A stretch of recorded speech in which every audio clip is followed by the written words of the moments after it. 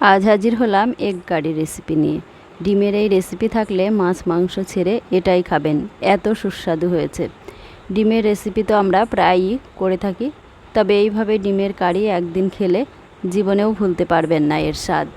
রেসিপিটা বানানোর জন্য 4টি ডিম সিদ্ধ করে খোসাটা ছাড়িয়ে নিয়েছি। এখন প্যানে সাদা তেল দিয়ে দিয়েছি ডিমগুলো ভেজে নেওয়ার জন্য। সাদা তেলের পরিবর্তে সর্ষের তেলটাও ব্যবহার করতে পারেন। ডিমগুলো তেলে দেওয়ার আগে ছুরি দিয়ে অল্প অল্প করে কেটে নিতে হবে, যাতে ডিমের ভিতর মশলাটা ঢুকে যায়। আর ডিমগুলো ভাজার সময় অল্প একটু হলুদ তেলে দিয়ে দিলে ডিমের কালারটা খুব সুন্দর আসে, আর ভাজার সময় তেল ছিটকাবে না। ডিমগুলো ভেজে একটা পাত্রে তুলে নিলাম। এখন ওই তেলেই দিয়ে দিলাম পেঁয়াজ আর ক্যাপসিকাম। পেঁয়াজ আর ক্যাপসিকামগুলো কিউব করে কেটে নিয়েছি। এগুলো ভেজে ভেজে নরম করে নেওয়া যাবে না, জাস্ট একটু নাড়াচাড়া করে তুলে নেব। হয়ে গেছে, একটা পাত্রে তুলে নিলাম। এখন পেঁয়াজ আর ক্যাপসিকামটা তুলে নিয়ে ওই তেলেই দিয়ে দিলাম কুচানো পেঁয়াজ। পেঁয়াজটা একটু ভাজা ভাজা হয়ে এলে দিয়ে দেব 4-5 টুকরো আদা আর 10-12 কোয়া রসুন। একটু নাড়াচাড়া করে নিয়ে দিয়ে দেব 2 টুকরো দারুচিনি, 2টো তেজপাতা, 4টি কাঁচা লঙ্কা, একটা বড় সাইজের টমেটো কুচি। এখন ভালো করে নাড়াচাড়া করে ভেজে নেব। এই সময় একটু লবণ দিয়ে দেব। লবণটা দিলে খুব তাড়াতাড়ি এগুলো নরম হয়ে যায়। লবণটা দিয়ে আবারও নাড়াচাড়া করে সব কিছু মিশিয়ে নিতে হবে।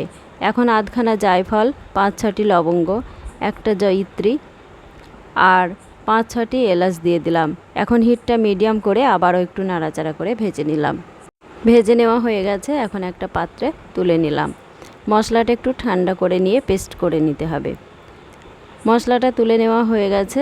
প্যানে আরও একটু তেল দিয়ে দিয়েছি, আর হালকা গরম তেলে 1/2 চামচ গোটা জিরে ফোড়ন দিয়ে দিলাম। এখন ভেজে রাখা মশলার পেস্টটা দিয়ে দিলাম। মশলাটা নাড়াচাড়া করে কষিয়ে নিতে হবে। মশলাটা তেলের সাথে একটু কষিয়ে নিয়ে দিয়ে দিলাম ছোট চামচের 1 চামচ হলুদ গুঁড়ো, 2 চামচ ধনে গুঁড়ো, 1 চামচ লাল লঙ্কার গুঁড়ো আর 1 চামচ জিরে গুঁড়ো। এখন সব কিছু ভালো করে কষিয়ে নিতে হবে। এর সাথে 1 চামচ কাশ্মীরি রেড চিলি পাউডারও অ্যাড করে নিতে পারেন, কালারটা ভালো আসবে। মশলাগুলো দিয়ে ভালো করে 1 মিনিট কষিয়ে নিলাম। এখন দিয়ে দিচ্ছি ফেটানো টক দই। দইটা দিয়ে আবারও ভালো করে কষিয়ে নিতে হবে।